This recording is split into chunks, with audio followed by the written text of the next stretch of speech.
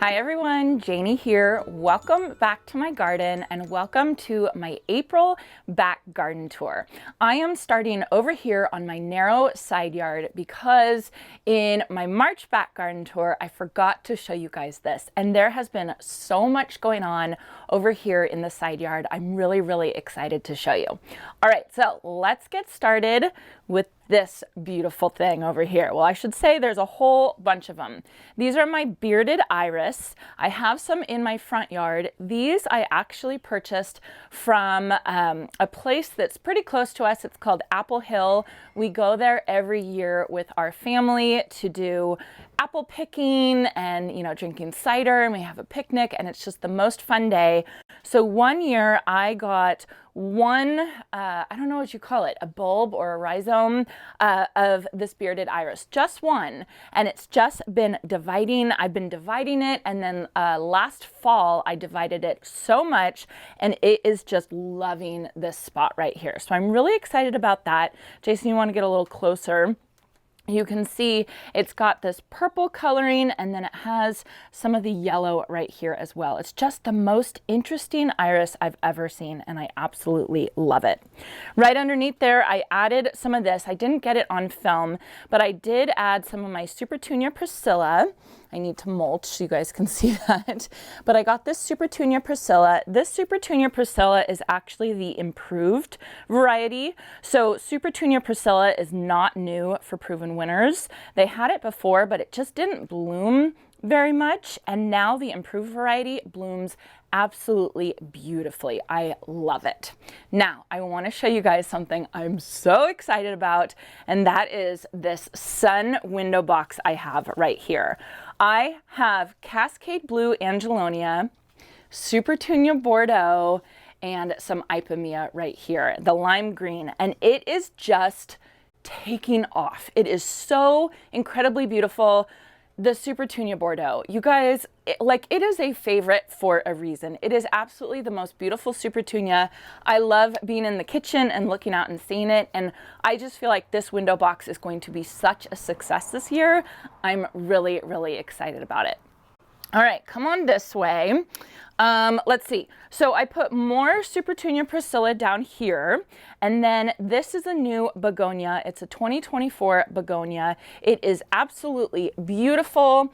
I am filming a video later today to put out on Monday, May 1st, where that is when I'll be allowed to talk about all these 2024s. So just look at how beautiful it is. Look at how happy it is right here. Oh my goodness, I just love this plant so much.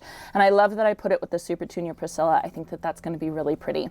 I just planted this about a week ago, so it is just it's just taking off so fast. The other thing that's taken off is, of course, my honeysuckle. You guys will see this is Fatso Japonica honeysuckle. You'll see it. I have it all over my garden. I absolutely love it. I have it as my espalier right here on this fence. I do trim my honeysuckle espalier back, which does cut off a lot of the blooms. Last year, I left a ton of the blooms on because I wanted to see all the blooms. This year, I've decided to keep it cut a little bit closer and just have it a little bit neater, especially since I'm having a garden tour here next week. I don't really want it to be messy this year. I did leave my arch a little bit messier, and there are buds absolutely everywhere on here. They are ready to go. I'm sure of it. I'm so excited. I feel like just a couple more days, and this is going to be absolutely covered with blooms. You can see I actually have some blooms starting right here, which is really exciting. All right, you guys, come on through my honeysuckle arch. I will train this up.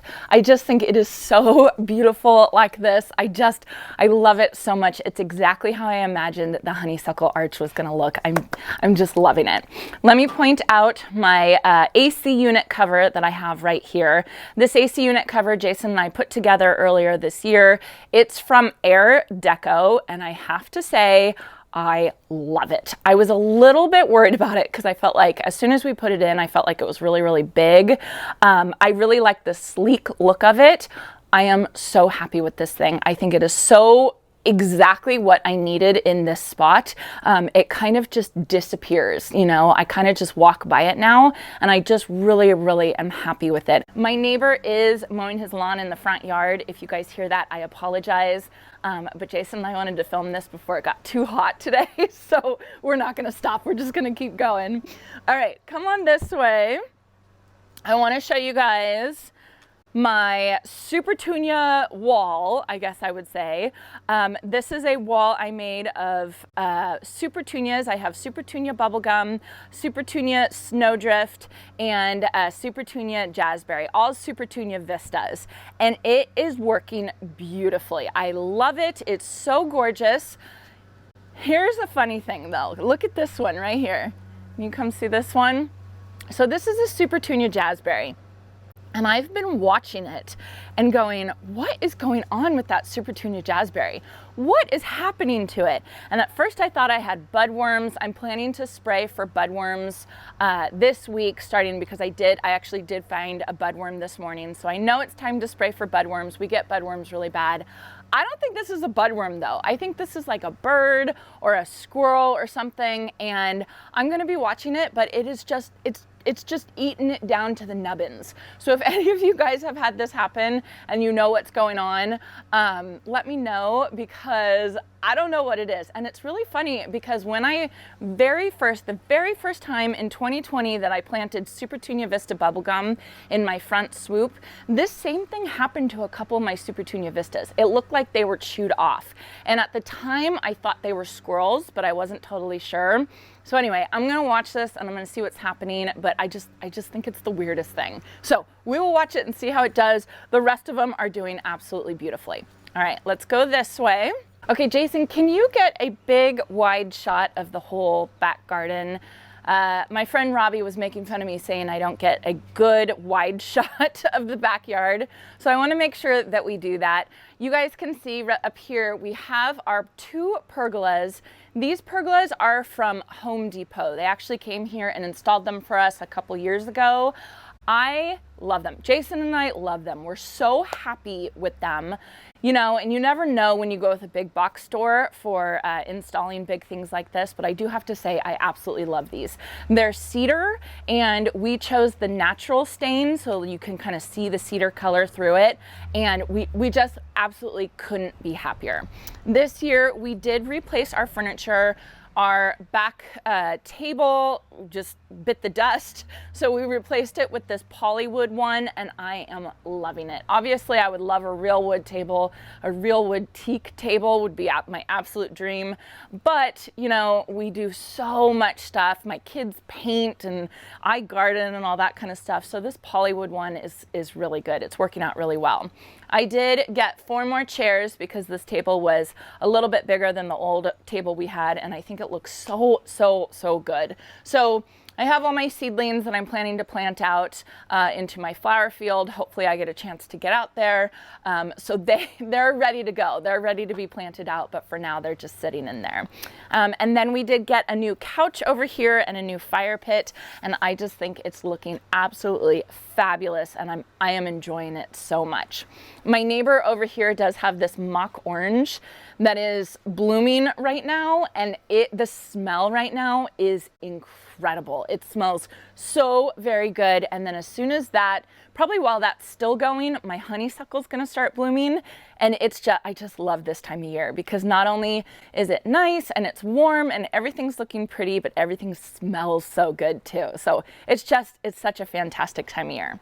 Okay, let me show you guys my white pots that I have over here. These pots I planted up. These are my 5 white pots. I plant them up with annuals every year, and this year I'm really excited about these because I think that they are going to be fantastic. I'm excited about the combination.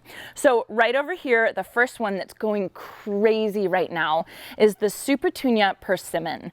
Supertunia Persimmon is new for 2023 for proven winners, and it's just doing incredibly. I love it. I can see it from inside, and I just think the color is just so pretty. It's coral, and then it has this kind of like lime green golden throat, and it's gorgeous, gorgeous, gorgeous. Right here, I'm really excited about this one. This is called Sweet Caroline Upside Key Lime. And this is a sweet potato vine, but it's actually a climber. You can see it's starting to climb up this twine right here. And I'm imagining, I don't know how far it's gonna get up the pergola, but I'm so excited to see how it does. It's the most interesting Ipomoea that I've seen. I just think it's so beautiful. I do have a toucan coral canna that's not quite blooming out yet, but it is getting new leaves on it. It's totally happy. Down here, I have another luscious lantana. I have a bunch of luscious lantana in my front yard, and this is another one that I have in my backyard. This is luscious lantana Royale Lemon Tart. It is absolutely beautiful. It's going crazy. There are so many bloom heads on it. You know, obviously it looks like the persimmon is taking it over, but I think as it gets hot, it's going to start going crazy as well. I'm really excited about it. Then the last one I have here, this is Color Blaze Mini Me Watermelon. This is another new one for 2023. It's still been a little cold for it, but I can see there's new growth on it everywhere, so I'm really excited to see how it does. That one only gets about 18 inches wide, so it's the smallest coleus of the Color Blaze series, but I think it will be absolutely perfect, and I have that all over my garden as well. All right, let me show you guys my stock tanks over here.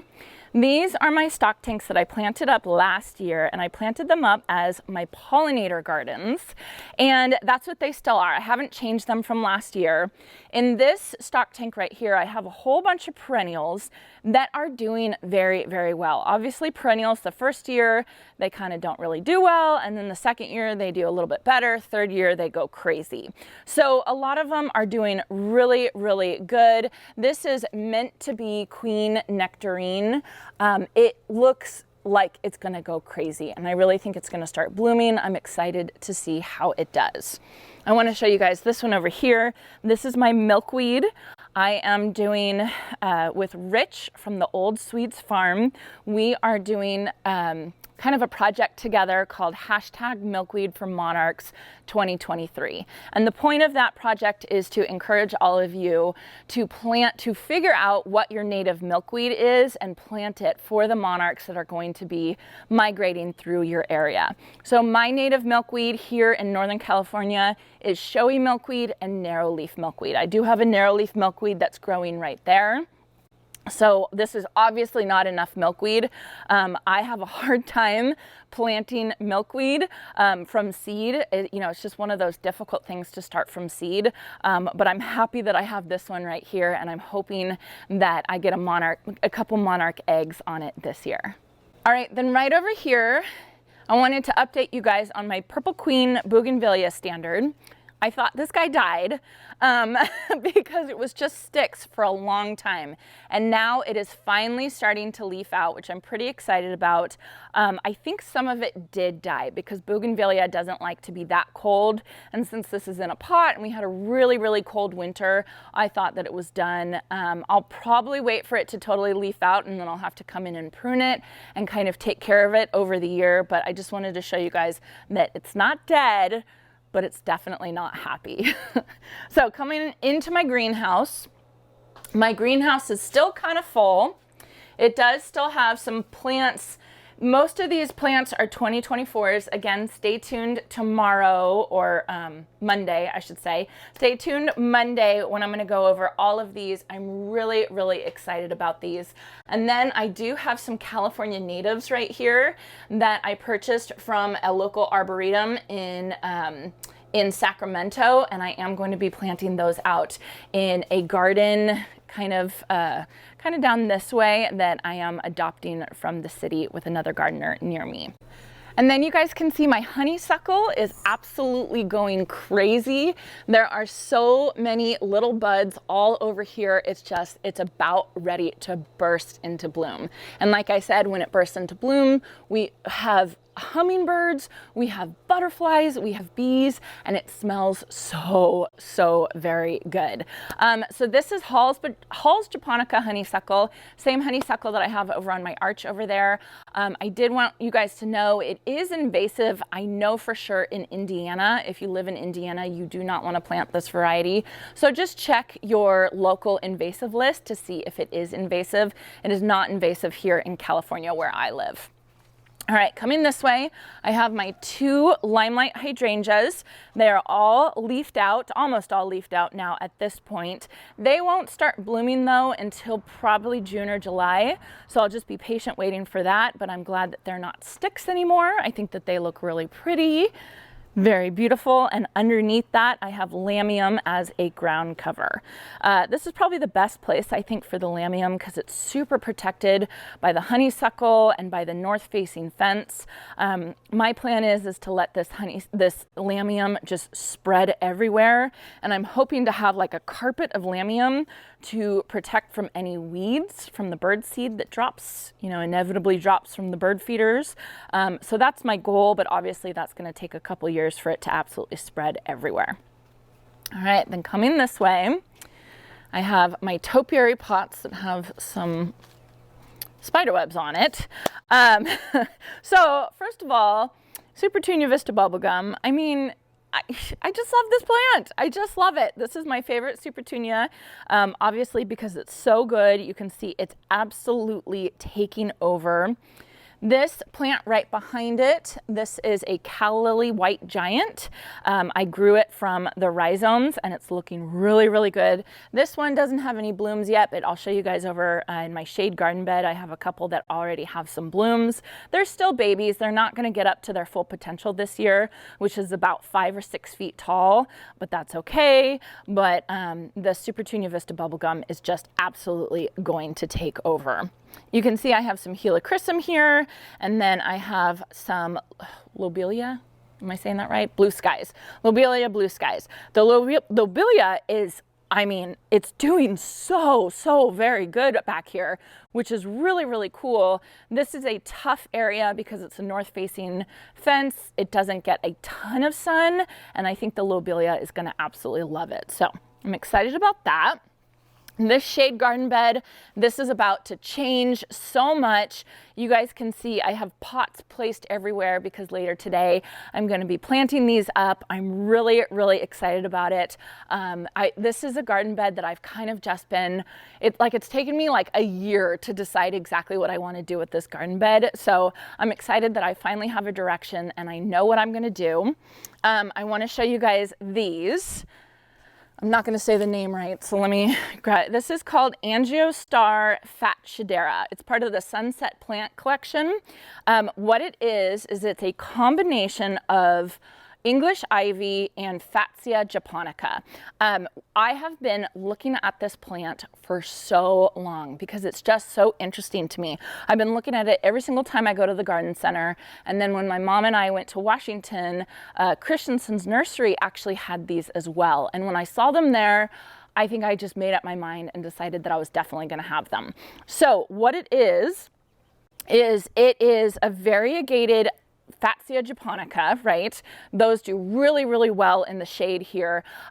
But because it's mixed with an English ivy, it does have kind of like a vining nature to it, but it's much more controlled because of the mix. So what they say is that this will get about 6 feet tall, right?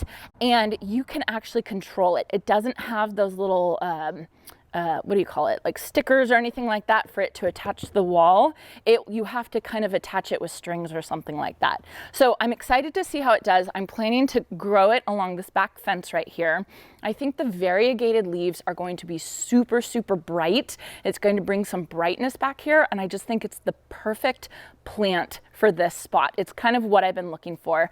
And I still get that English ivy look that I absolutely love, but this is going to be a little bit more manageable and a little bit more controlled. So I will keep you guys updated on how this does as compared to my ivy espalier, see how it grows versus a regular Fatso Japonica. If you guys don't know that plant, definitely look look it up because it's a really, really good one to fill up a shady kind of spot in your garden.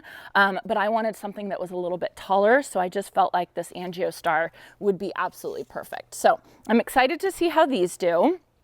Then let's see, here I have some apricot foxgloves that I bought at the store. They're starting to bloom out, so I'm excited about those to see how they do. I've actually never grown the apricot ones. I've only ever grown the Camelot mix ones, so we'll see how they do back here. This right here is a peony, another peony that I got from my neighbor. This was their mother who passed away, and they dug it out of her garden, and I put it back here. I was sure that it wasn't going to bloom this year because of the transplant, but you can see I have 2 buds ready to go, and I'm super excited about it. I have so many peonies in my garden now. And I am a peony newbie. I am just starting to trial peonies in our garden, in my garden. And so far, you guys, crossing fingers, knock on wood, it's really, really going really well. Right here, I have my Iceberg Standards. I love these guys. They're starting to bloom right now. Look at how pretty these are. So Iceberg Roses are fantastic. They are a fantastic easy rose. I always kind of was never really into Iceberg Roses because we do have them kind of like in parking lots and kind of like on the sides of roads and stuff like that. But over the last couple years, I've really changed my mind on them. I do have some aphids, I see. That's okay. I kind of changed my mind about the icebergs. I have an iceberg rose in my front garden that I love, and then these back here. And one of the things that I love the most about icebergs is that they're really resistant to disease and they can handle a little bit of shade. So you can see this one is kind of in some shade, and this one's already starting to bloom out. That one's not far behind. I feel like they're going to be so very happy back here. So I can just imagine how gorgeous it's going to be. Yes, they're going to get huge. I don't care. That's kind of the look I want with this bench right here. Okay, and then right behind, you can see everything is still in its pots, but that's okay. We're getting there. This is a massive hydrangea, another plant that I got from my neighbor's mother. I don't know the name of this hydrangea. I know it's a macrophylla, just I can tell because of the leaves, but you guys can see I have buds everywhere on it. Can you see that? There's one. There's one, there's one, there's one. Here's one right here. Here's a big one. So this hydrangea is still in its pot. I meant to transplant it before it came out of dormancy, but of course I was too late with it along with everything else in my garden. So I've decided I'm just going to leave it in its pot for this year. And then once it goes into dormancy, I'll probably plant it out maybe in the fall or in the early spring. And I'll plant it out into the ground back here. And then I do have more of these white giant calla lilies. Like I said, these will get about 6 feet tall. So I am planting a couple of them back here behind the bench. And I think that they will kind of stick out with their blooms, and I think that they'll be absolutely gorgeous. Okay, another thing that I want to point out is up above our oak tree. This is our valley oak tree. Well, it's not ours, it's the city's. But it just leafed out just in the past, I don't know, like 2 weeks. And it just completely changes how it is back here. It just brings a lot more shade and a lot more green, like foliage color. So it just makes my whole backyard just feel that much more lush. So I just wanted to point that out and show you guys just how pretty it was. And it just really makes the garden feel different. So I'm excited that that guy has started leafing out. More honeysuckle over here. This is my red twig dogwood elegantissima. It's doing really, really well. It's very, very happy. I haven't pruned it at all because I just put it in I think 2 years ago. So I'm just gonna leave it because I want it to get as big as it can and like root out as much as it can before I start pruning it. You know, like taking some of the twigs out so that I can get more of the color. And honestly, I have that plant for the variegated leaves. I don't have it for the red twigs during the winter. I don't really care about it during the winter. It's really for the leaves, the variegated leaves during the summer that I want this plant for. Okay, then over here, oh, let me show you guys this. I don't even know what to do about this. Okay, so this is my obelisk. I do have this Clematis montana on it that looks really, really good. But underneath it, I have my Gertrude Jekyll rose that Jason got me for Valentine's Day. Look at that poor thing. Look at that poor thing. I have no idea what happened to it. It started to leaf out and then all the leaves just fell off and then it's basically done nothing. It's not getting too much water. It's getting enough water. I honestly don't know what's wrong with it. So I'm gonna start, I haven't had a chance to kind of research it and to kind of troubleshoot what's going on. I hope it didn't die, but I'm definitely having trouble with it. So yeah, I have no idea. We've had really, really weird weather. We didn't have any freezes or anything like that after it started leafing out. So I'm just kind of watching it. It's not dead yet, but it's definitely struggling. So I'll keep you guys updated, which I'm really disappointed about because I was so excited about that rose. Okay, and just to the right of my Gertrude Jekyll rose is my 3 Bobo hydrangeas. And I wanted to show you guys these. These are panicle hydrangeas, just like my limelights, that are totally leafed out already. You can kind of see my Bobos are just kind of lagging behind. And I think that that's just how the Bobos are. They just kind of leaf out a little bit later than the other panicle hydrangeas. I was a little bit worried about them at first, but now that they're leafing out, I can see that they're really healthy and they're really happy, and I just have to wait patiently for the blooms. I did add a bunch of Supertunia Vista Jazzberry, and I'm hoping that it'll kind of spread out a little bit. I am a little bit worried because we do have 2 bunnies that we let come run around in the backyard for a little bit, and my older bunny, Hermione, she leaves all the plants alone, but the younger baby, Annie, I saw her nibbling on these, specifically on this one. So I'll have to kind of watch her and see what she does. I think that she's just a bunny and she's kind of testing out all the plants and deciding what she likes and what she doesn't like, but I did see her eating some of these. So we will be watching her. You know, if she does end up being a bunny that likes to eat my plants, we might have to put like a little fence or gate or something back here on the lawn so she can still run around outside. But I thought that was really funny because with Hermione, with the older bunny, we did not have that problem at all. I have a lot of you guys ask me, how do your bunnies not eat your flowers? And honestly, they have left them alone completely, except for this when I saw Annie working on that. Over here, I have my berry barrels. They're doing really, really well. I haven't done literally anything to them. I haven't even cleared out the old foliage, which I need to come and do. It's time to take off these. I was afraid of the birds getting some of my blueberries, but now the blueberries are so big that it's just not going to be an issue. Blueberries, you don't want to prune. I just planted these last year, and you really don't want to prune your blueberries for about the first 3 years. So I just put them in, and I don't do anything other than amend the soil with some acidic fertilizer.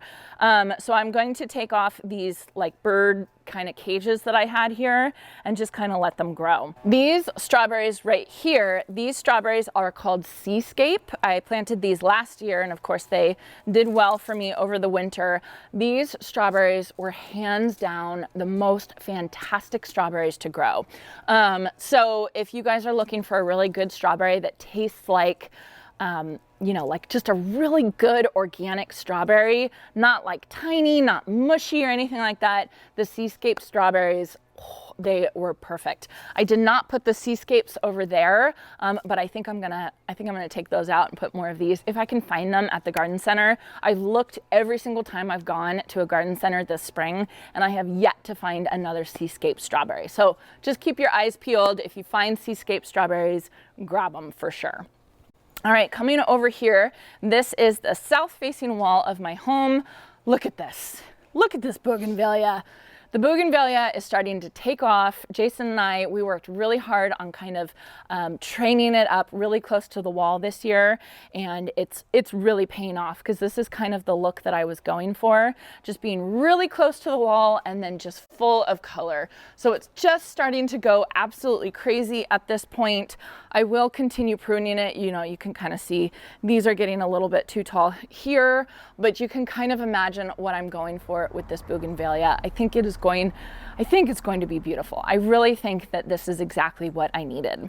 Last year, I did have some plants planted on either side of these white pots, and I did have some drip to them, and I've decided not to do that this year because I felt like the Bougainvillea were getting too much water.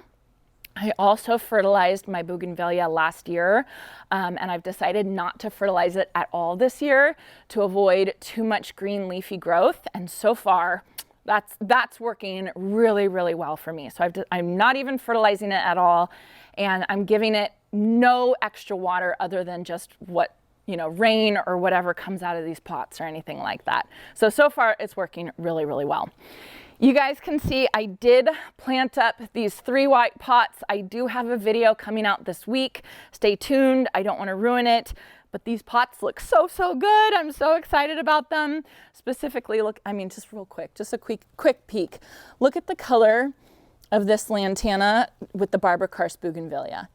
Isn't that gorgeous? I'm so happy with it. I think it's going to be so pretty. So those are starting to grow in. And again, I'll have that video. I think it's coming out Tuesday or maybe Wednesday or something like that. All right, almost done. Over to my vegetable garden. I planted this vegetable garden up last week. I do have a Bellini tomato that I grew from seed right there. It's coming along. My Sun Gold cherry tomatoes, this one right here, is going crazy. I mean, absolutely, it doubled in size since last week. You can see the poor Bellini tomato did not double in size, but it's still happy. It's still good. Right here, I have some golden lemon thyme, which I'm very excited about.